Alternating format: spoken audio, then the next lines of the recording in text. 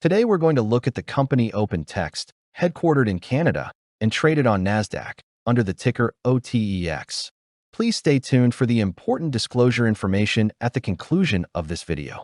OpenText traces its origins to a pioneering research project at the University of Waterloo in 1991, where a team developed the technology used to index the Oxford English Dictionary. This academic breakthrough laid the groundwork for what would become one of Canada's largest software companies. Recognizing the immense potential of search and indexing in the nascent digital age, the founders transitioned the project into a commercial enterprise that officially listed on the NASDAQ in 1996 and subsequently on the Toronto Stock Exchange in 1998. Over the next 3 decades, the company's history became defined by a relentless and highly successful acquisition strategy. OpenText systematically evolved from a niche search engine provider into a global leader in enterprise information management, (EM). Significant milestones included the 2004 acquisition of IXOS, which solidified its presence in Europe, and the 2017 purchase of Dell EMC's Enterprise Content Division. This expansion continued into the cloud era with the acquisition of Carbonite and Webroot, broadening their portfolio into cybersecurity and data protection.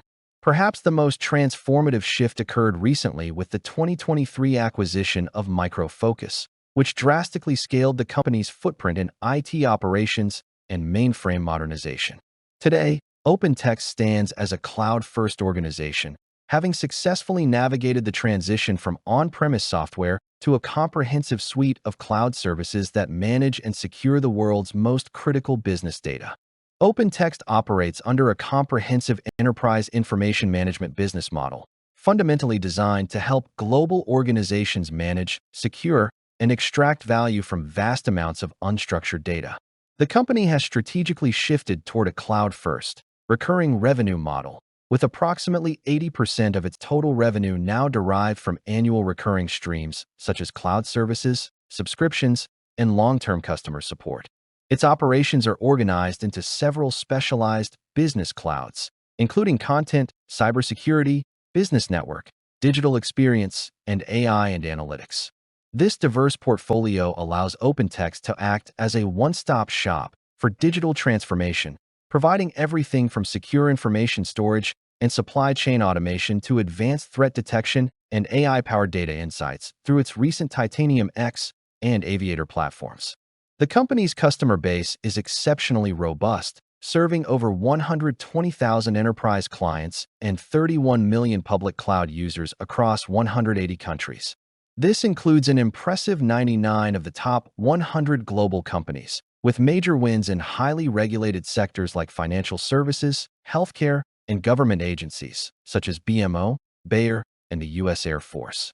Geographically, OpenText maintains a dominant presence in North America and Europe, which remain its primary mature markets, while it continues to expand its reach in the Asia-Pacific region through localized offerings and a strong global partner ecosystem. By integrating multi-billion-dollar acquisitions like Micro Focus, OpenText has solidified its position as a critical infrastructure provider for the world's most data-intensive organizations. OpenText has undergone a significant transformation in its revenue composition over the last 2 decades, moving from a traditional software licensing model to a modern, predictable cloud-first architecture. In the early 2000s, the company's financial health was largely dependent on upfront license fees and the subsequent maintenance and professional services required to implement on-premise solutions. This traditional approach provided a solid foundation during the era of physical data centers. But as the digital landscape shifted toward distributed computing, the organization recognized the need for a more sustainable and scalable economic engine. The most profound shift in the company's business model occurred as it aggressively pivoted toward annual recurring revenue, which now accounts for approximately 80% of its total intake. This transition was accelerated by a disciplined acquisition strategy that brought in cloud-native platforms and expanded the company's reach into cybersecurity and business networks. By integrating these diverse technologies, the firm moved away from one-time sales toward high-margin subscription services. The recent multi-billion-dollar acquisition of Micro Focus in 2023 represents a milestone in this journey. drastically increasing the scale of the company's customer support and cloud segments while providing a massive installed base to cross-sell modern information management tools. Today, the revenue streams are categorized into four primary pillars: cloud services and subscriptions, customer support, license, and professional services. The cloud segment has become the primary growth engine, reflecting the global demand for secure, AI-ready information management in the cloud. Customer support remains a vital, high-margin anchor, providing stability through long-term maintenance contracts with many of the world's largest corporations. While traditional license revenue has declined as a percentage of the total mix, it remains a strategic entry point for specific enterprise needs. Meanwhile, professional services continue to facilitate complex digital transformations, ensuring that clients can fully leverage the integrated suite of clouds that now define the modern OpenText portfolio. The fiscal narrative of OpenText over the last 20 years is a masterclass in strategic pivot and operational discipline. Starting in 2006 with just $410 million in revenue, the company has scaled by a factor of more than 12, ending fiscal 2025 at over $5 billion. This journey has been punctuated by massive acquisitions that fundamentally altered the company's financial structure. Early in this period, OpenText operated primarily as a software license vendor. This required significant upfront sales and marketing efforts. But once the customer was secured, the long-term support revenue provided a reliable floor for cash flow. As the company moved into the 2010s, the cloud began to redefine the industry. OpenText responded by aggressively transitioning its customers to subscription models. This shift is clearly visible in the contract liabilities row, which represents cash collected from customers before the service is fully delivered. This metric is a vital indicator of financial health for a cloud company, as it essentially acts as an interest-free loan from customers that provides immediate liquidity. The consistent positive growth in this row since 2014 underscores the company's success in building a recurring revenue engine that currently accounts for nearly 80% of total intake. Operational efficiency has been a constant focus for the management team. Despite the massive increase in headcount and infrastructure required to support its global growth, general and administrative expenses have been kept under tight control, typically staying below 10% of revenue. Similarly, the company has maintained a disciplined approach to research and development. By investing approximately 13 to 15% of revenue back into innovation, they have ensured that their product suite remains competitive, particularly with the recent focus on the Titanium X platform and AI-driven Aviator tools. The high values in the row, Other, for the 2023 to 2025 period represent the significant non-operating cash impacts of OpenText's most transformative corporate actions in its 30-year history. During these years, the company executed both its largest-ever acquisition and a multi-billion-dollar divestiture, creating massive one-time accounting reconciliations that do not fall under standard operating expenses. A critical turning point occurred in 2021 when the company resolved a long-standing dispute with the IRS. The one-time payment of $290 million significantly impacted that year's taxes paid and operating cash flow, but it provided the finality needed for the company to focus on its next major growth phase. This set the stage for the transformative $5.8 billion acquisition of Micro Focus in 2023, which is reflected in the massive revenue and expense jumps seen in the table. While the integration of such a large entity initially compressed margins, the subsequent divestiture of the application modernization and connectivity business for $2.3 billion in 2024 allowed the company to rapidly deleverage its balance sheet and return significant capital to shareholders. The company's owner's earnings are best represented by the final row, free cash flow minus stock-based compensation, SBC. While SBC is a non-cash expense on the income statement, it represents a real cost to shareholders through dilution. By subtracting it from FCF, we get a clearer picture of the actual cash available for dividends and debt repayment. OpenText has consistently maintained a positive and growing figure in this category, even during heavy acquisition years.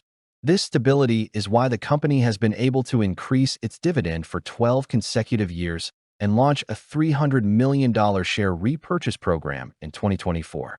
As OpenText enters 2026, its business model appears more resilient than ever, characterized by high recurring revenue, strong cash flow conversion, and a clear path toward AI-driven growth. The capital allocation history of OpenText reveals a company that has successfully navigated the transition from a high-growth, roll-up story to a disciplined, cash-generative enterprise. In the early 2000s, the company's primary focus was the aggressive acquisition of smaller software competitors to build scale. This is visible in the significant M&A outlays in 2007 and 2011, which were funded primarily through the company's internal cash reserves and modest debt levels. During this era, the company did not return capital to shareholders, choosing instead to reinvest every dollar into its software ecosystem. A major shift in philosophy occurred in 2013 with the initiation of the company's first quarterly dividend. This move signaled to the market that OpenText had achieved a level of operational maturity where its core information management business could generate more cash than was needed for purely organic growth. Since then, the dividend has been raised annually for over a decade, representing a multi-billion-dollar return to long-term investors. The FCF-SBC row illustrates why this was possible. The company's true owners' earnings have remained resilient even as the complexity of the organization increased. The middle of the last decade saw the beginning of Mega-M&A as a core competency. Acquisitions like GXS in 2014 and Dell EMC's Enterprise Content Division in 2017 required significant leaps in financing debt. The company's long-term debt profile jumped from roughly $800 million to over $2.5 billion in this period. However, management demonstrated a reliable deleveraging pattern. They would acquire a high cash flow asset, use that cash to pay down the debt, and then prepare for the next strike. This cycle repeated most prominently with the acquisition of Carbonite in 2020 and reached its peak with the Micro Focus deal in 2023. The Micro Focus acquisition in 2023 was a watershed moment, driving total financing debt to a record $8.9 billion. Reconciling this strictly against the company's financing arrangements shows that management utilized a mix of senior notes and term loans to bridge the deal. However, the subsequent 2024 to 2025 period showcases the company's commitment to balance sheet health. By selling the non-core AMC business for over $2 billion and immediately applying those proceeds to debt reduction, the company brought its interest-bearing debt back down to approximately $6.4 billion. Today, OpenText's capital allocation strategy is more balanced than ever. While strategic M&A remains part of the DNA, the focus has shifted toward record capital return. In 2025, the company combined its growing dividend with a renewed share repurchase program, effectively returning over $680 million to shareholders in a single fiscal year. This total return strategy is supported by a stable cash position of roughly $1.3 billion, providing a fortress balance sheet that allows the company to invest in AI innovation while continuing to reward the investors who have supported its 20-year climb. OpenText is currently navigating a major leadership transition. Longtime CEO Mark Baranecchia, who joined in 2012, recently stepped down in August 2025. During his final full year, Baranecchia earned a base salary of $950,000 with a total annual compensation package of approximately $15 million, which included substantial stock awards and incentives. Following a brief interim period under James McGorley, the company has appointed Eamon Antown as the permanent CEO and a board member, effective April 20, 2026. Antown joins with over 35 years of experience, most notably as the former president of IBM Americas. The company's ownership structure is heavily dominated by large-scale global investors rather than private individuals. Institutional investors hold the vast majority of the company, with ownership levels estimated at 78%. In contrast, individual insiders, including executive officers and directors, hold a relatively small stake of roughly 2%. The remaining balance, approximately 20%, is considered publicly owned or held by retail investors. This configuration means that the company's strategic direction is closely aligned with the interests of institutional asset managers who prioritize long-term stability and cloud-driven growth. Unfortunately, the liquidation value of the company is negative. Let's build a scenario-based dividend discount model. The bull case envisions a future where OpenText's Aviator and Titanium X AI initiatives become industry-leading standards, sparking a massive migration of legacy on-premise data into the OpenText cloud. This flywheel effect drives a higher revenue CAGR of 8%. In this scenario, operating margins expand toward 30% due to extreme automation within the company's own professional services and support wings. This excess cash allows for aggressive 12% annual dividend growth and a total 20-year M&A spend of $22 billion, cementing OpenText as a dominant global titan alongside major hyperscalers. The base case assumes OpenText successfully executes its current roadmap, achieving the organic growth targets. In this narrative, the company maintains its position as the reliable plumbing of the enterprise, with AI agents becoming a standard value add that prevents customer churn rather than drastically accelerating new sales. Capital allocation remains balanced, with mid-single-digit dividend increases and steady share buybacks funded by a consistent 26% operating cash flow margin. Strategic acquisitions continue at a measured pace, primarily focused on tuck-in cybersecurity or data analytics firms that can be easily integrated into the existing cloud platform. The bear case reflects a struggle to maintain organic growth in a highly competitive and fragmented AI landscape. If enterprise customers opt for native AI tools from cloud providers like Microsoft or AWS instead of third-party management suites, OpenText could face death by 1,000 cuts through gradual churn. In this story, revenue growth remains stagnant at 1%, and margins are squeezed as the company must spend more on sales and marketing just to retain its current base. Capital allocation shifts toward preservation. Dividends are barely maintained to keep income investors from fleeing, buybacks cease, and the company lacks the dry powder to make transformative acquisitions, leading to a long-term decline in market relevance. In the bull case scenario, we assume the following: revenue growth at 8%, operating cash flow margin at 30%, CapEx growth at 6%, stock-based comp growth at 3%, dividends growth at 12%, stock repurchase at 10%, acquisition spending in the next 20 years at $22 billion. Stock repurchases assumes price-to-sales ratio of 2.2. With this discounted at 7.5%, dividend model yields $57 worth of value per share in 20 years, $158 in 30 years, and $444 in 40 years.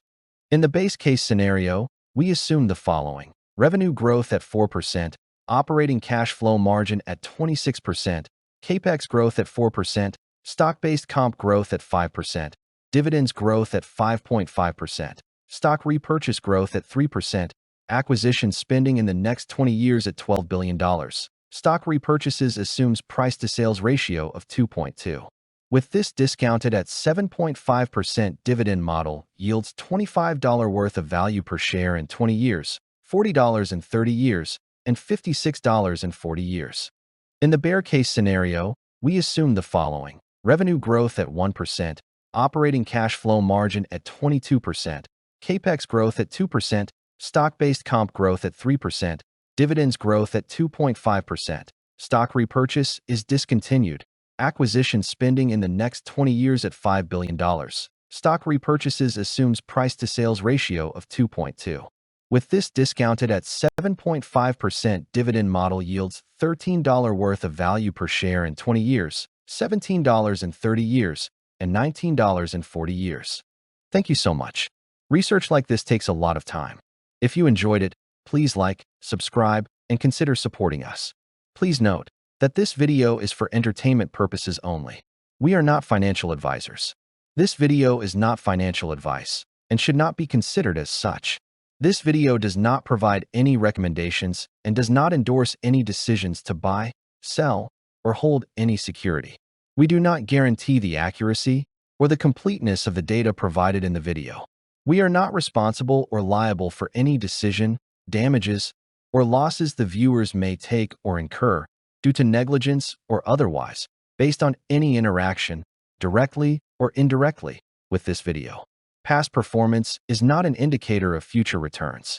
The viewers are encouraged to seek independent legal, financial, taxation, or other professional advice for any action they might take.